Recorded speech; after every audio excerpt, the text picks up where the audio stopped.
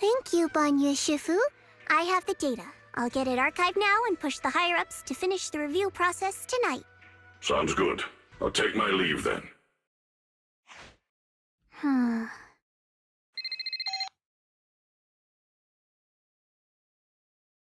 Dylan, I know you've been looking for that purge unit Type 0. I found it. Here in Wi-Fi. Goes by the name Banya now. Don't thank me just yet. You know I don't work for free. Calm down, you're yelling at my ear. If you really want to pay me back right now, bring it to Phylum Heights. I think they'll know how to put it to use.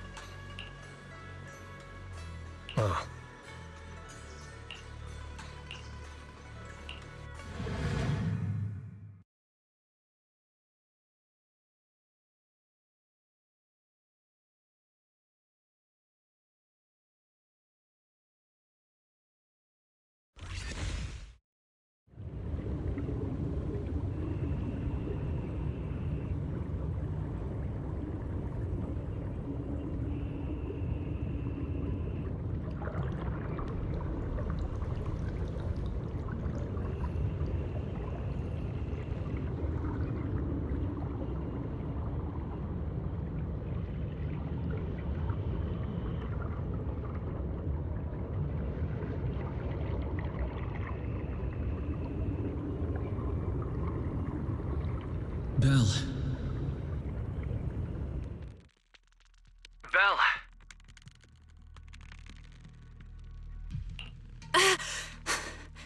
What was that? What's wrong? We've barely set foot in the hollow and you're zoning out already. Rough night last night? For a second, I felt like I was underwater. Like in a dream or something. Never mind. I think I'm probably just tired. Maybe you've been pushing yourself too hard these days. After working all day, you've really got to get some proper sleep at night. Are you all sleeping at night? Yeah. When else would we sleep? During the day, of course. Just like Belle, I nap when I can. So you do sleep. You've been saying how the night horror would take you in your sleep, so I thought you chose not to. You have to sleep. And dreams are important. Granny says dreams are where you talk to those who've passed away. I wasn't actually sleeping. I was just zoning out a bit. These past few days have been exhausting. Good thing Miss Zhao's helping us out. Let's finish up quickly and head to Fantasy Resort for a proper break.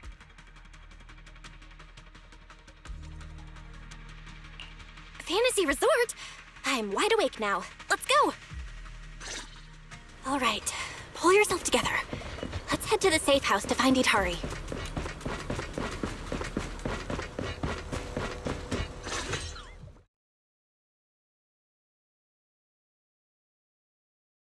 Let's make this quick. As soon as we pick up Itari, let's... Huh?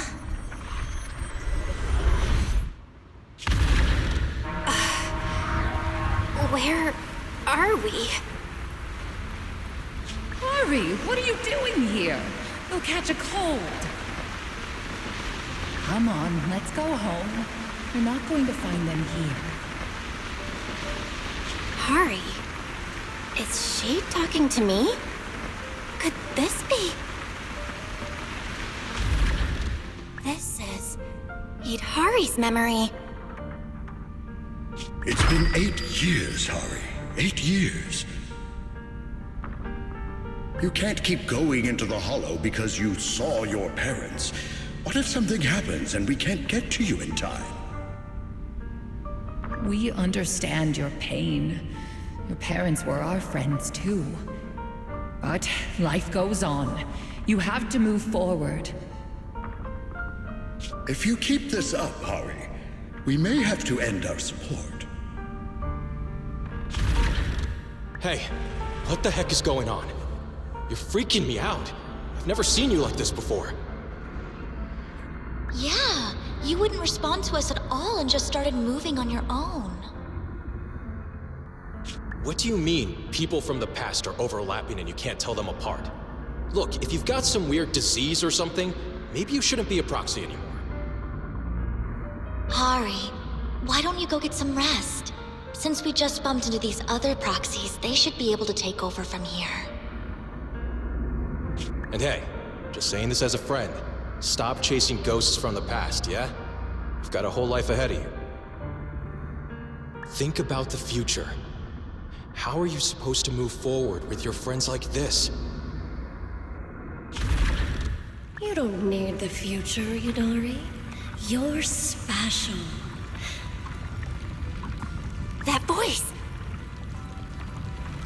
Your power was born for the past, to seek, to preserve, and to warn those who would dare to forget it. Itari, you need only live in the past.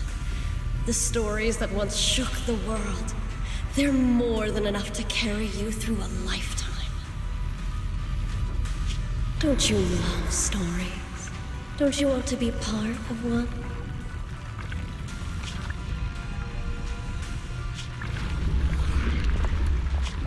Sarah!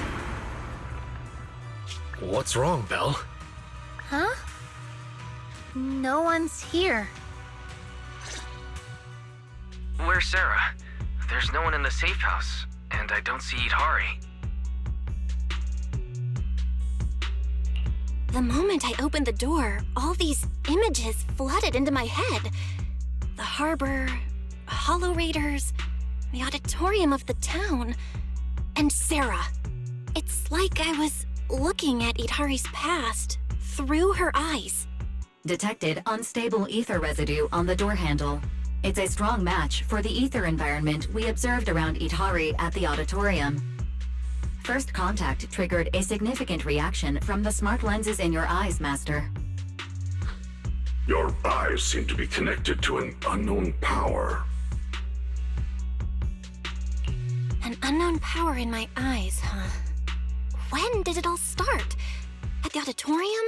When I brought Vivian back? Or even earlier? Belle, you're not about to, manifest one of those drowned ideals, are you?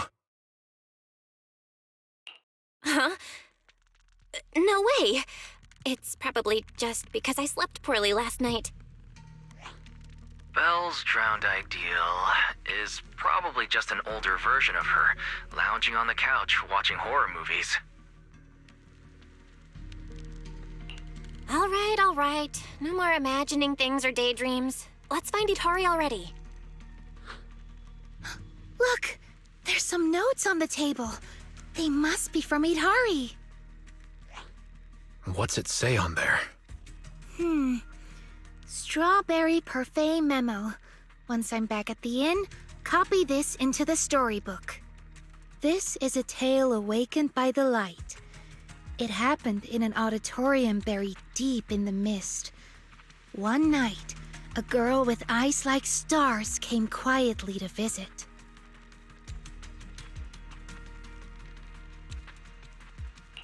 There's no need to read the whole thing. Pretty sure we all know where the story's headed. Read it all out.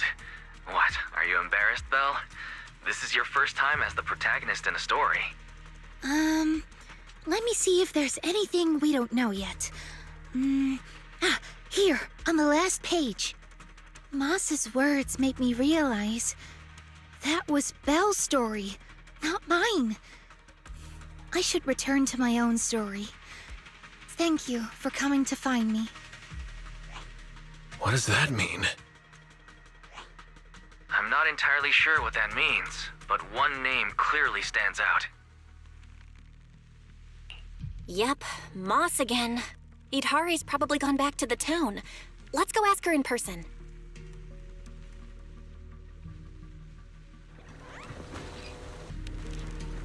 Why would Idhari return to the town? She has no reason to go back there. That's Lantern Bearer. Why is she here?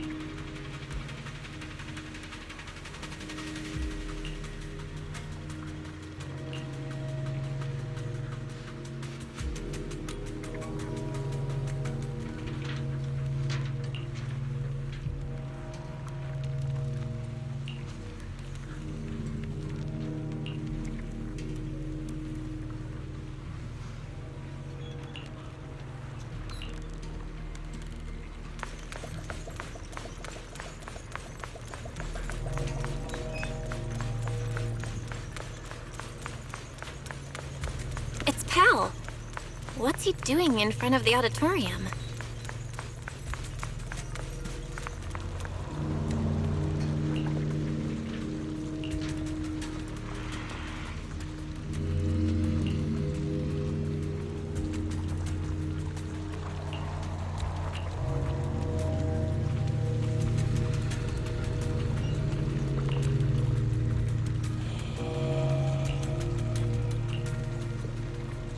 Got your back.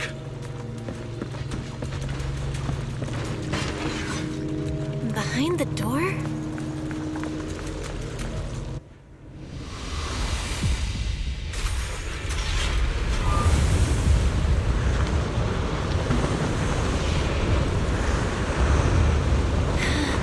Idhari! That voice. Stay back. It's dangerous. Freaking you out. Never seen you like this before. Don't bother. Think about someone future. How are you supposed to move forward with your friends like this? You can't keep going into the hollow because you saw your parents.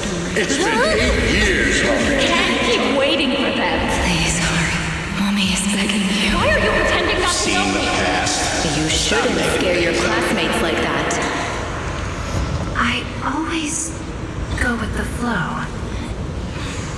Believing that I could... Why don't you go get some rest? I'm cutting off your funding.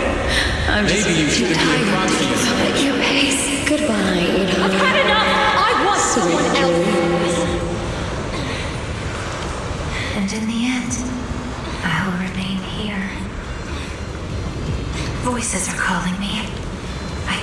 can't abandon them. I should embrace my true desire. Don't listen to those voices!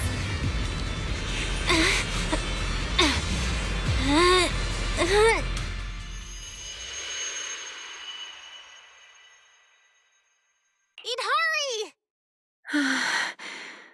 No, I can't. The story's over.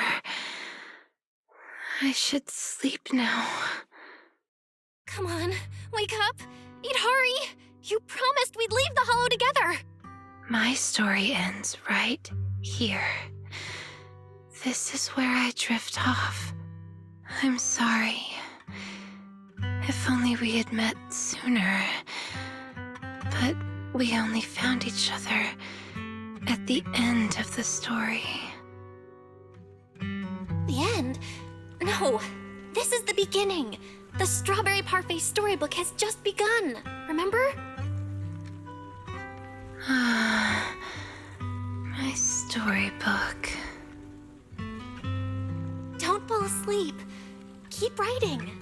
As a reader, I'm not letting you abandon your unfinished story.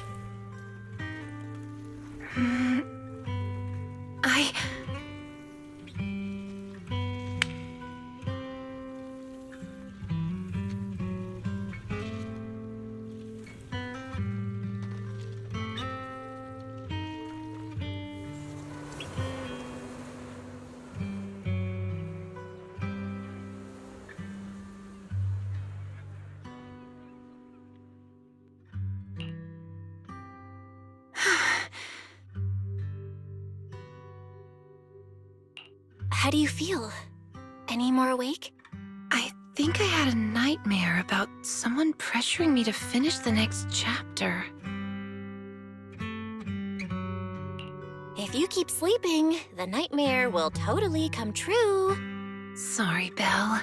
I've caused you trouble again. What happened, Idhari? You said you'd wait for me at the safe house. Why'd you come back on your own? Maybe I just couldn't resist my curiosity. Moss showed me the truth about the town, but the truth brought nothing but despair. Would you like to see? Behind that door in the corner, there's a hidden room. That's where the ending is. Not just mine, but the ending for everyone in the town. My turn now. The hidden door is right here.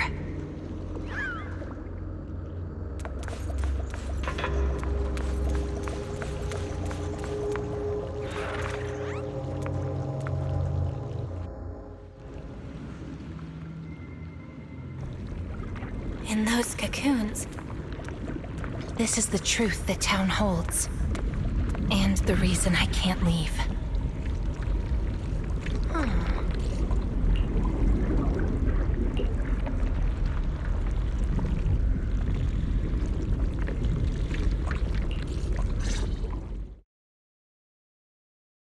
Overgrown weeds and desolate gravel were all it had to offer to its visitors. Fanatics, conspirators, and a prisoner who had yet to realize she would be trapped here for a long, long time. The fanatics manipulated the prisoner. Then they relied on her. Here on this barren land, they tried to peer into the Hollow's memories. The remnants of etheric structures were gradually tracked down and pieced back together, until the town took shape. One day, the fanatics found what they were looking for. And they just left, leaving behind the illusory walls and the prisoner, drifting between sleep and waking. Had no one shown up, the town might have lingered forever, until the prisoner lost herself completely. No one knows how much time had passed, but one day, lost wanderers in the Hollow came knocking. They were already breaking down, nearly consumed by corruption, on the verge of turning into ethereals. The town took them in, wrapped them in cocoons, and sheltered them just before the moment of turning. Maybe it was the miasma. Maybe it was the town's will. Or maybe it was both. But eventually, they emerged, no longer lost. They became the town's people, the cocoon's chosen agents. They call themselves Drowned Ideals. Moss once tested it. If a cocoon is broken, the person inside turns into an ethereal immediately. Perhaps there's a voice inside me that's been holding me back all along. If I leave the hollow, the town and its cocoons will disappear. And the people, once exposed again to the miasma, they'll turn into ethereals in an instant. No wonder Moss said you belonged to the town. Was he the first lost wanderer to arrive here? No, he's the most obsessed with the town, but he wasn't the first. There were other unwelcome visitors long before them, non-human visitors. Lantern Bearer and Wandering Hunter. To the townsfolk, they were monsters to be both respected and feared, and the town could not turn them away. Welcome to the Cradle. It's you. Oh, you can actually see me here. That's wonderful.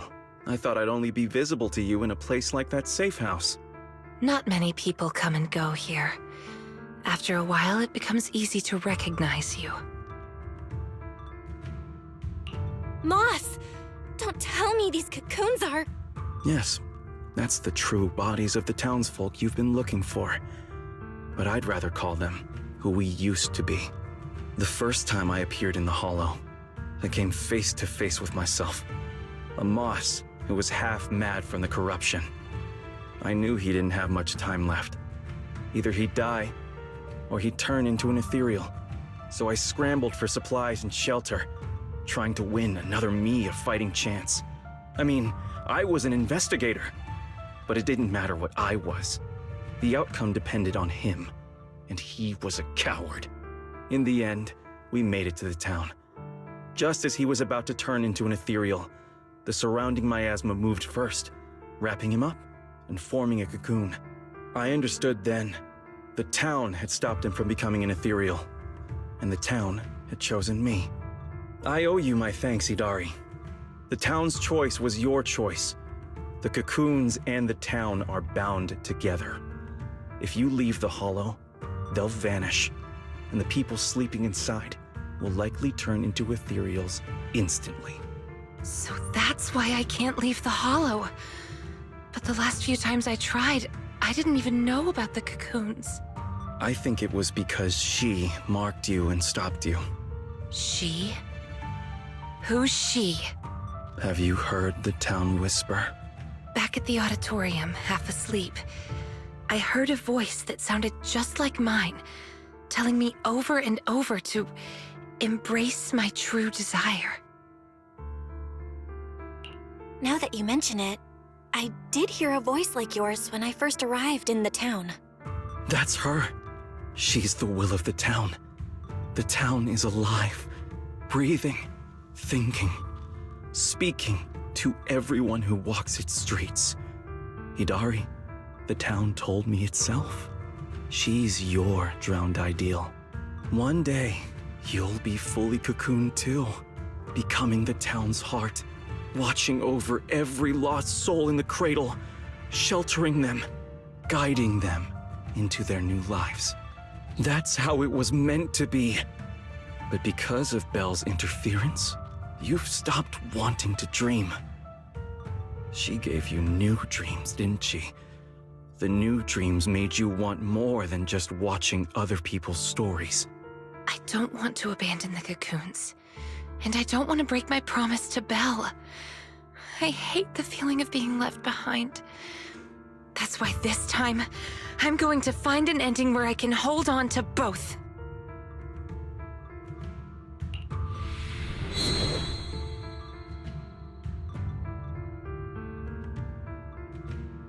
Barely a flicker. Even with this many lumen boxes, it's still not enough. Wait, what are those in your hand? Did they just cause the cocoons to react? No way, those things are dangerous. Could you hand them over to me? No, I can't. These are very important.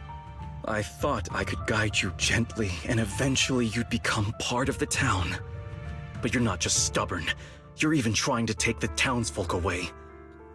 Looks like I'll have to use stronger methods.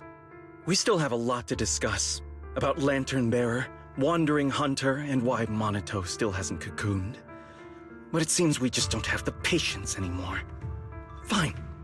We'll talk after you've cocooned, when we're kin. Let's get out of here and tell everyone about the cocoons.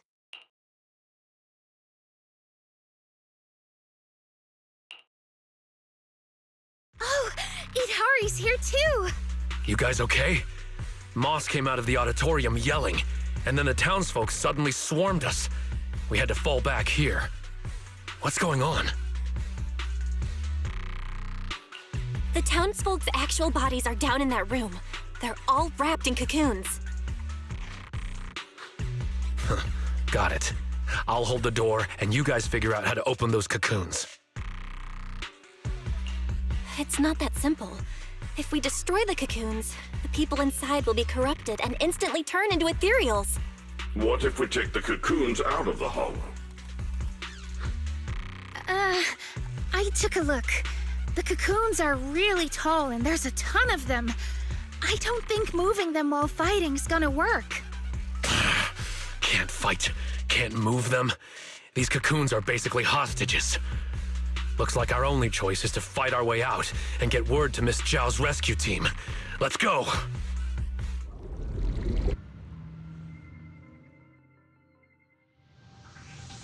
Let's get out of here and bring back the news about the cocoon. Quick, to the auditorium!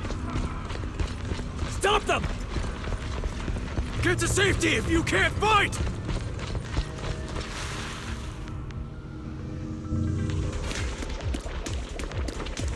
Many of the townsfolk have gathered already. Let's go! The longer we wait, the more of them there will be! Watch the blind spots. Yeah. Relax. My aim is true. The road ahead is blocked! Let's try another way. Can you tell us apart? I took note of how you dressed and sounded back at the safe house. As long as there aren't too many figures, I can recognize you. Though your faces still look blurred to me. That's good enough. It'll make it easier to fight together. That's right!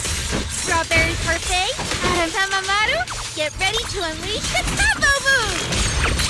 That's not the kind of teamwork I meant!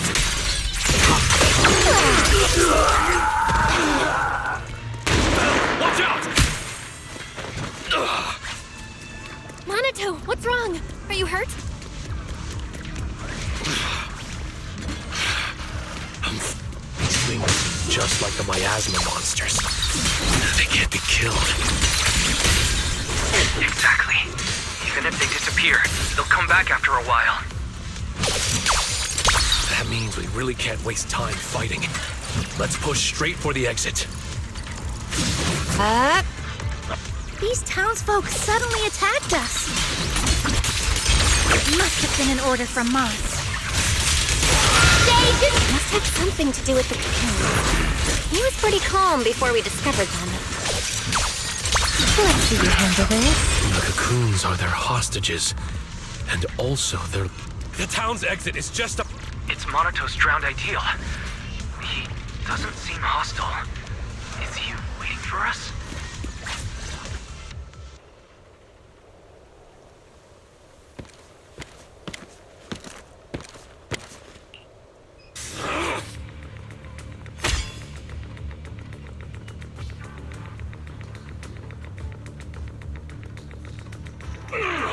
Commander Monato, what are you doing?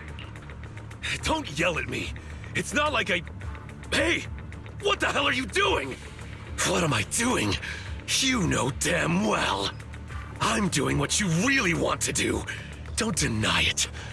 If only I was stronger than Banyue. Isn't that exactly what you're thinking right now?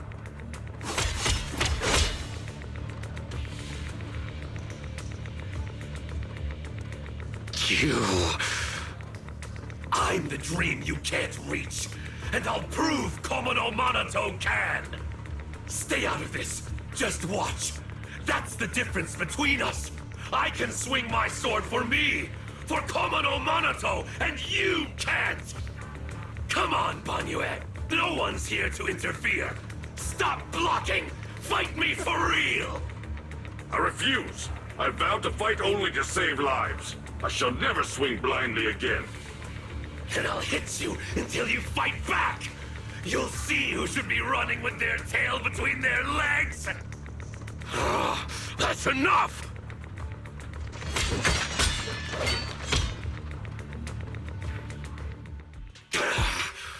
Again, Banyue! Hey! If you're gonna fight, fight me! Leave the others out of it! Fight you?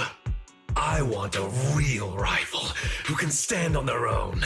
Not someone who's injured like you are now. Monoto, your injuries. Are you okay? I'm fine. It's just a scratch. I'll say it for you. You tell everyone that. But can you really fool yourself? You're always covering the rear, always taking direct hits. How can we fight fair when you're never at full strength? One of you fights to protect his friends. The other swings for pride when attack even the innocent. Who is truly stronger? The answer is obvious. Friends? Komono Monoto doesn't need any friends. Carrying something meaningless like that will only weigh your sword down. Enough. You just want a clean fight, right? So do I. Next time, just you and me. No one else. Fine. I'll trust you this once. Show up next time without half a dozen injuries, and I'll show you just how strong you could have been.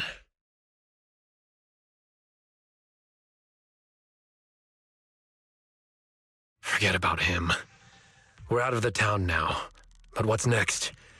Yidhari, what do you want to do? All right. Pass this message for me, Belle, please.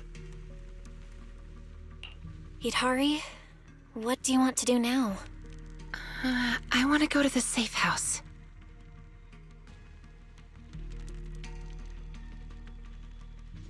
So that means, even if we find a way out, we can't really use it, can we? If Moss is right, the town trapped Yidhari to protect the cocoons. If we can solve the cocoon problem, everything else should fall into place. I'd trust half of Moss's words, at most. I tend to muddle through things without thinking too hard, but once I start something, I can't just quit halfway. To keep the cocoons safe, I can't leave the hollow yet. Sorry if this weird ability of mine's been a burden. Oh, don't say that. Because of your ability, many of the lost ones finally have a chance of making it out alive. So what if it's a little peculiar? That said, protecting others means protecting yourself too. Don't just put your life on the line every time. Yeah, I agree. You hear that, Monoto? Huh? Oh, it's really just a scratch, I swear. I'm curious. Yidhari, if you can't tell who's who in the hollow, how do you even fight? By sensing hostility. I don't ignore anyone who tries to attack me, illusions or not. Better to hit them all, just in case. Sometimes I do end up swinging my hammer at thin air, but most of the time I'm on target. And now that Belle's here, she can steer me toward the real enemies. From now on, wait for me before doing anything. And whatever you do, don't open the door for anyone. Oh, and here, hold on to this little drum. If an Knockwisp knocks, you can scare it off with this. Raise your hand if you have any questions. Knockwisp? What's that?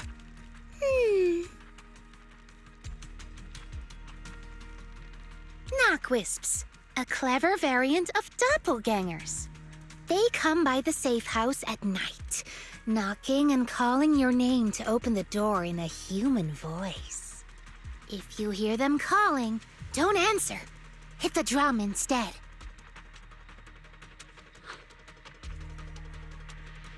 So, how exactly should I drum? Match their knocks. They knock, you drum. 3 rounds of that, and they will run off. All right, Knockwisp Q&A session over.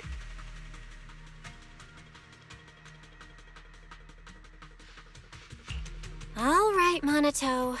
Let's head back. Since everyone's rested up, let's get back to Phylum Heights. Now that we know the location of the cocoons, there's no need to tiptoe around anymore. It's time to take down the town.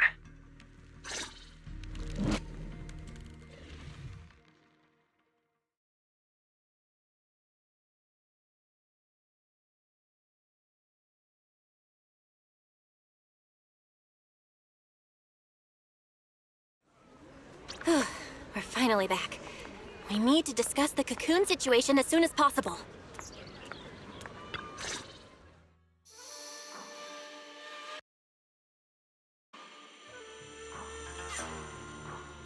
All right, we're up to speed now.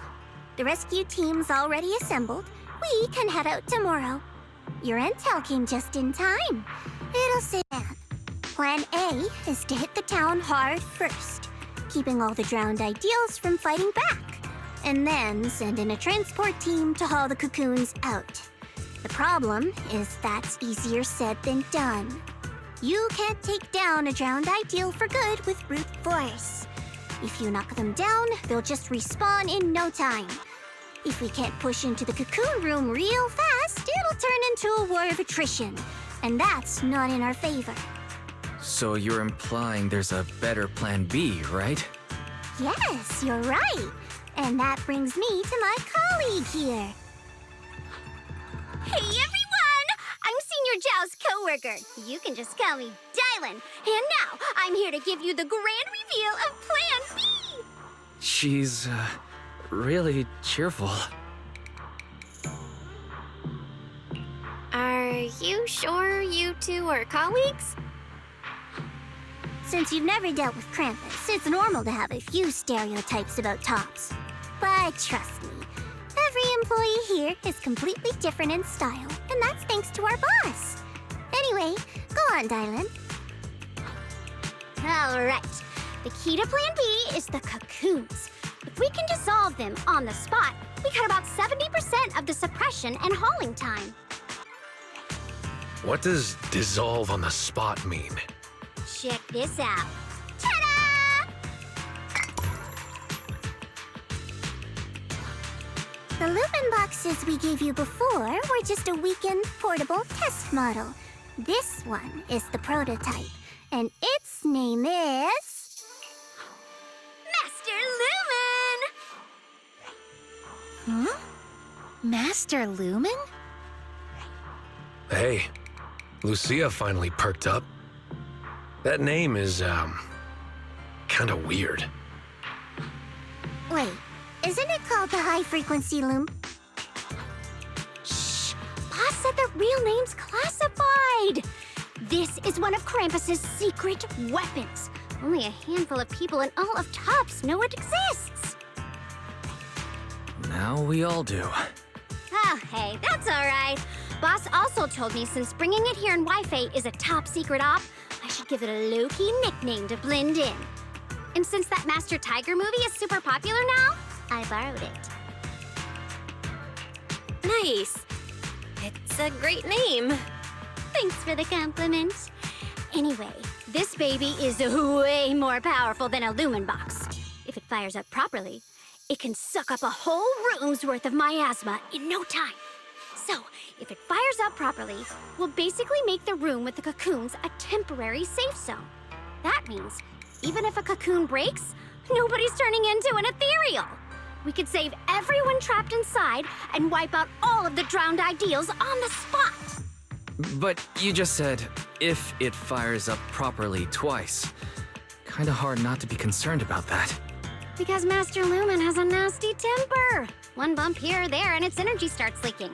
Mess up the start sequence even a little and the absorption rate goes all over the place. That's exactly why we've been working on a safer, more portable model. But I figure no harm in trying it here, right? If it works, we can make this whole op a lot more efficient. My plan's to split into 2 teams. The Joint Search Squad will attack the town head-on, drawing the drowned ideals' attention. You guys slip into the auditorium with Master Lumen, get as close to the town's heart as you can, and fire it up! If it fails, no big deal. Just bring it back out and we'll fall back on Plan A. Sounds like it's worth a shot. If it works, we're set for good. Good. It's settled then. You guys go place the device, and we'll be on standby to support. We move at dawn. It's getting late. Let's have a quick word with everyone before resting. Get some good rest tonight, okay, Belle? Don't stay up. Tomorrow's gonna be busy. Are you sure your injury's fine? I'm fine. It's just a couple of scratches. I'll be all good after a good night's sleep. Don't let that drowned ideal talk you into worrying.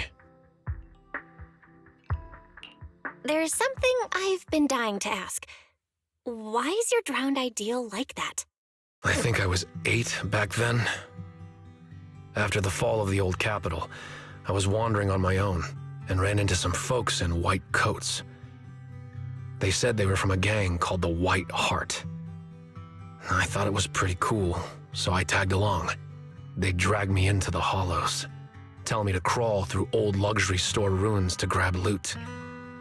I thought if I could squeeze through those cracks without crying, I'd eventually earn my spot in the gang. Then one day, the hollow's ether levels went berserk. It was too dangerous for anyone to get in. The boss called it quits, divvied up the loot, and kicked me to the curb. They never saw me as part of the gang. When they needed me, they called me, an 8-year-old, bro. When they finished using me, they dug up every excuse to call me dead weight. I fought back, tried to fight for my share. But those guys, grown men beating the crap out of a kid, they didn't hold back. That day, when I could only crouch on the ground with my head in my arms, I swore to myself that Komono Monato needed no friends, trusted no one, and he'd fight for himself and himself alone. And that one day, I'd go back to the White Heart, beat every last one of those laughing jerks to the ground, and make them kneel and call me boss. So that version of you, that's the person you wanted to be back then. The second I saw him, I knew what it was all about. Actually, I had chased that goal for years. If it weren't for the kids, maybe I really would have become just like him. The kids? Yeah. I guess you could say I found them. Or maybe they found me. Either way, we're family now. I've got a soft spot for being called brother. But the kids taught me there's a difference between asking something of you and treating you like family. Bro and brother can be really different. Belle, tomorrow, I want to go alone. Are you gonna face him alone and end things once and for all? Yeah. Then, go. Make sure you win. Don't worry. I won't lose. I'm not like him. I've got people waiting for me to come back.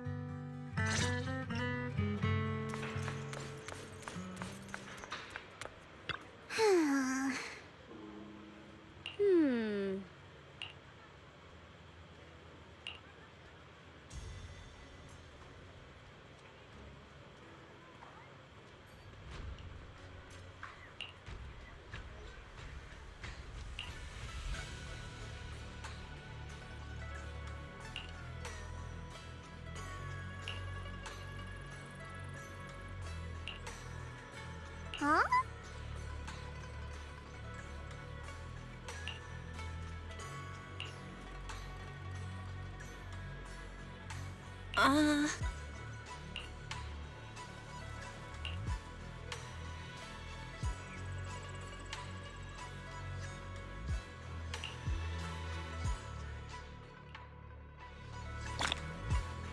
Time to head back and get some sleep.